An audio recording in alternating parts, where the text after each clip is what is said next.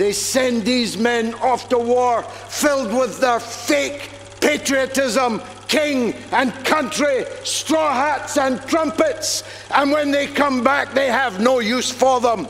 They leave them to rot on the streets without houses, jobs, futures, hope. So don't come here and wave your flags at me. Don't come here and sound the tinny brass trumpet of your patriotism. Yes, we will fight. So, during the World Wars, the World War I and the World War II, my grandfather, my great-grandfather, he was one of the few people who were called out to go and fight for the white people, for the British, you know.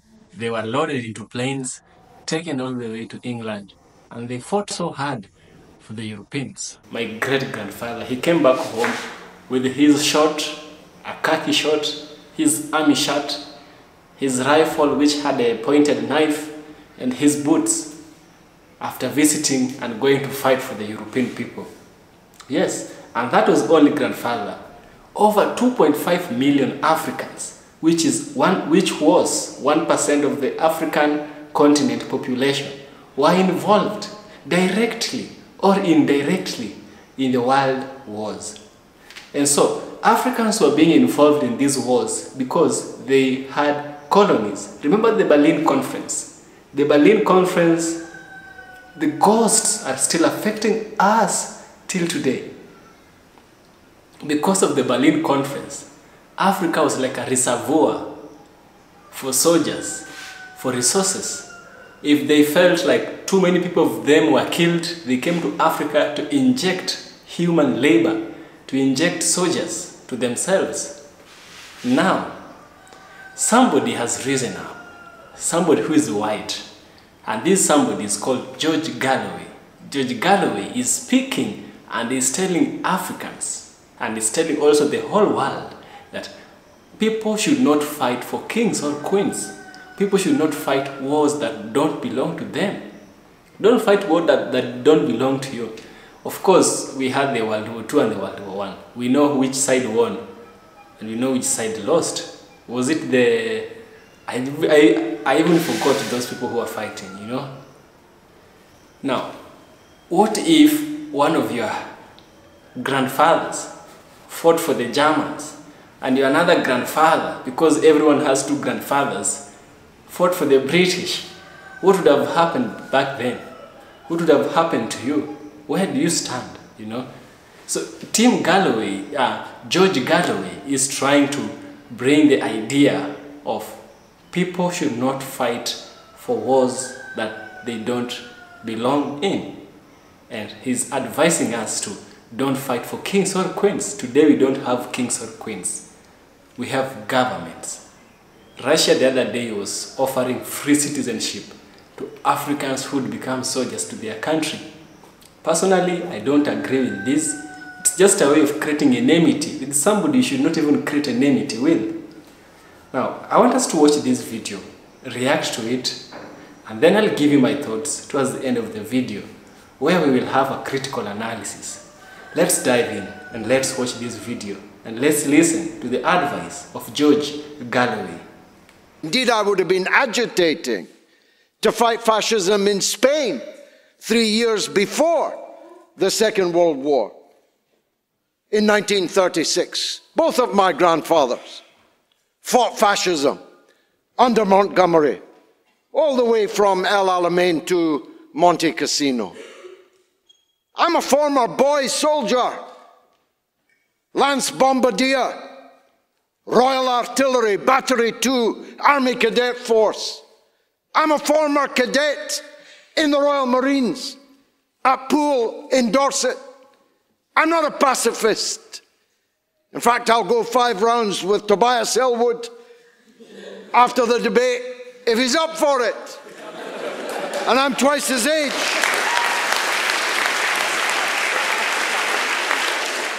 But the people on the other side arguing against this motion have already damned most of the wars that I came here to oppose. You You even opposed the First World War, and the Afghan War, and the Iraq War. Tobias Ellwood tells us he opposed the Iraq War.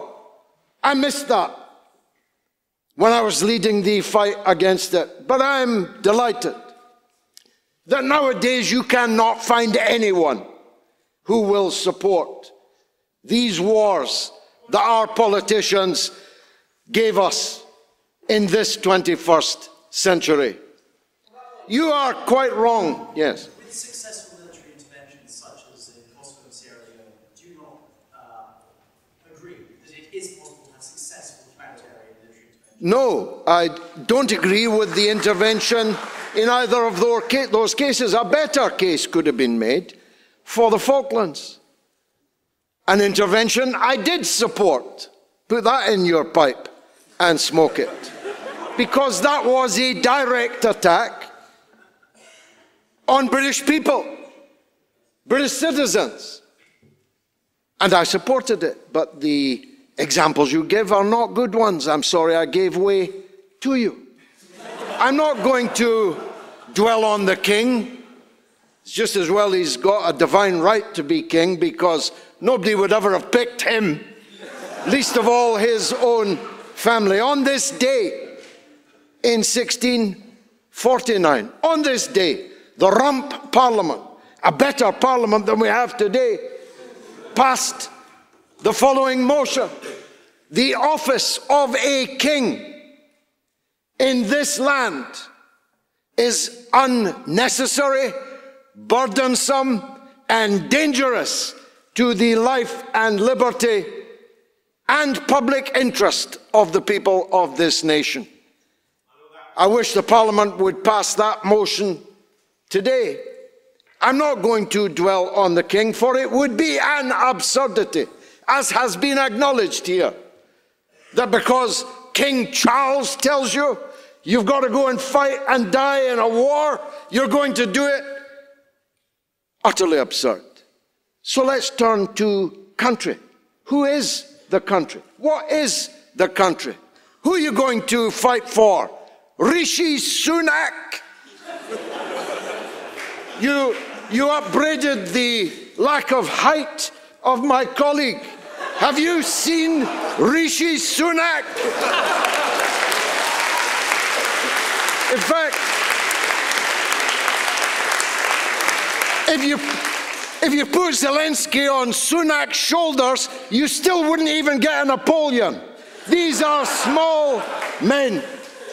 Are you really going to follow? Give them a blank check. Yes, I'll fight for you, Rishi Sunak. You only have to roll the name. Or his predecessor. What was her name?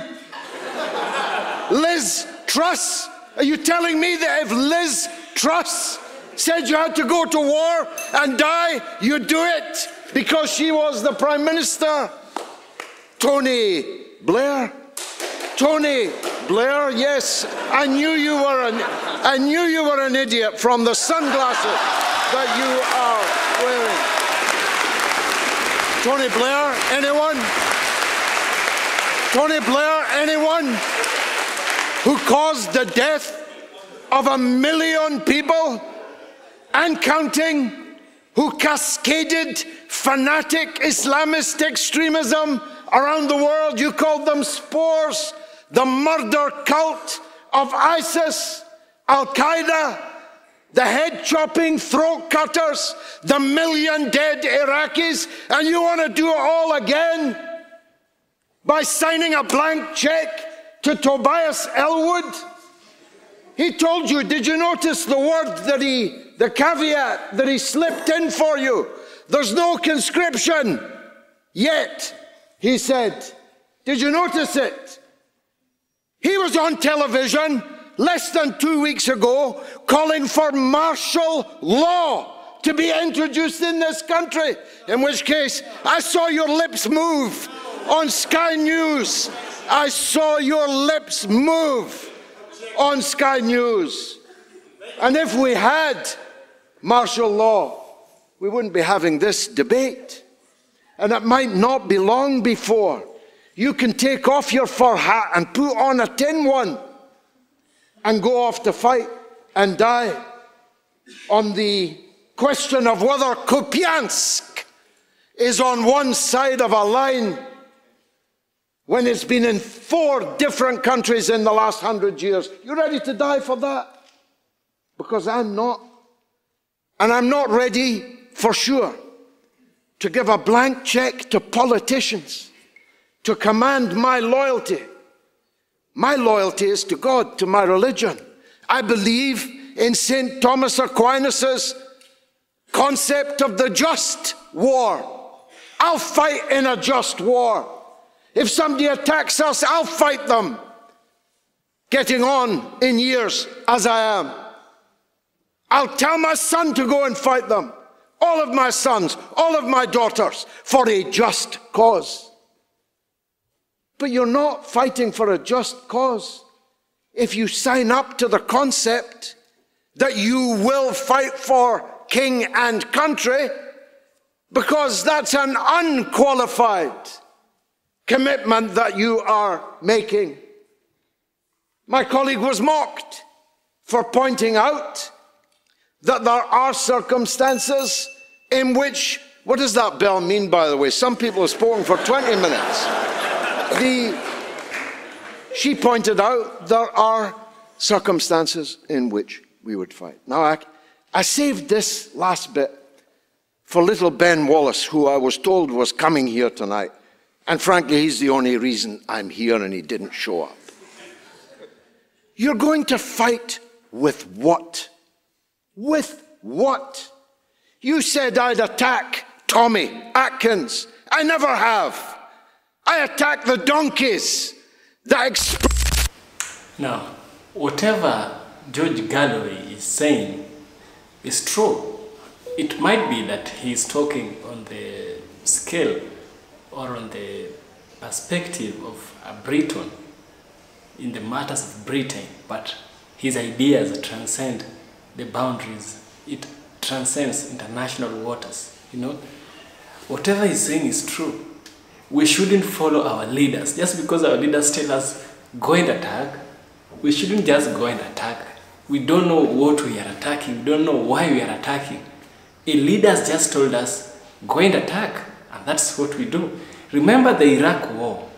The Iraq War was because somebody had some personal issues with someone else, and because they wanted to settle their scores, they had to make an agreement. They had to appeal to the masses.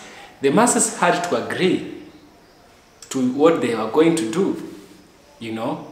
It happens that they were lying. They were just fulfilling their personal interests. The former Prime Minister of Britain, Tony Blair, was lying.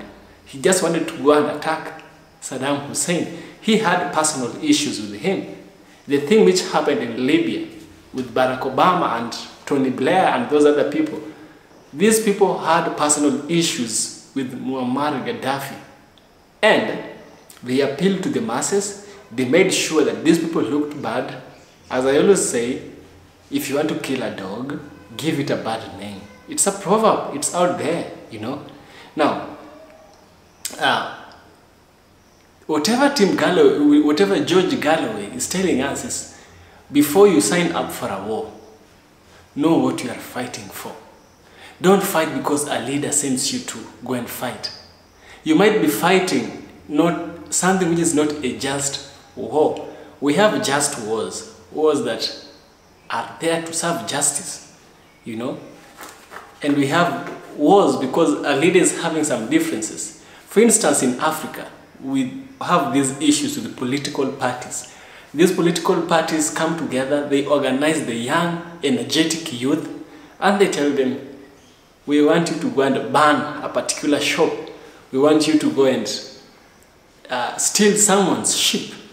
Like the former president, his sheep was stolen, and allegedly it is said they were sent by opposition leader. The person who was opposing him is what I mean, to go and steal those sheep. It happened here in Kenya, you know. Our leaders might be having personal interference. They might be having differences to a personal level, and we shouldn't be there to be objects, to be used. If you want to fight, if you feel you really want to fight, go for a just war. Go to the UN, fight a just war. If you feel you really want to fight, go to Congo. We have people, they need soldiers over there. Don't fight people who are young, people who are innocent, women and children. No. No. It's happening all around. Leaders are misusing its citizens. Citizens, it's time they become aware of such things. It takes somebody like George Galloway to convince us. It's something that it's happening everywhere. It's happening in Kenya, it's happening in Britain. Possibly where you are watching this video, this thing is happening from there. Tribalism. In Africa, it happens to the level of tribalism. The genocide we had in Rwanda, the 1994 genocide we had in Rwanda, was an element of following leaders. Leader has said we go to war, we go to war. At some extent, we should have some element of skepticism within us. We should scrutinize everything we are told. You should ask yourself, what is the purpose? What outcome is going to come out of this? You know? Don't just go and fight. Fight a just cause. You understand? And now, just like in the world wars, how did this fighting for other people? Africans were never part of the world war, but we were included into the Europeans' affairs. We were made to fight there, and obviously this affected us, you know. It affected Africans in a bad way. Now, the First World War and its consequences in Africa are one of the things Africans should acknowledge, you know. Now, the First World War represented a turning point in African history, not as dramatic as the Second World War,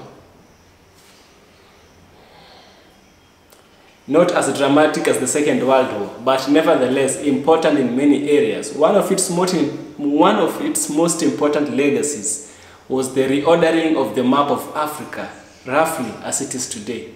Fighting in the First World War made the countries we see today. Just imagine that's just an impact of just one war, being convinced by somebody whom you think is always right, appealing to authority. Sometimes the authority is not right. Sometimes sometimes because somebody is a leader does not make them right. If they say, do this, it's not always because they're in that position, they know it all. No. Might does not make right in this case. You understand? Now, this is a long history and how Africans were affected. First, one of the most important things is Africa was subjugated. Africa was divided, you know. And because of the African division, we have trouble.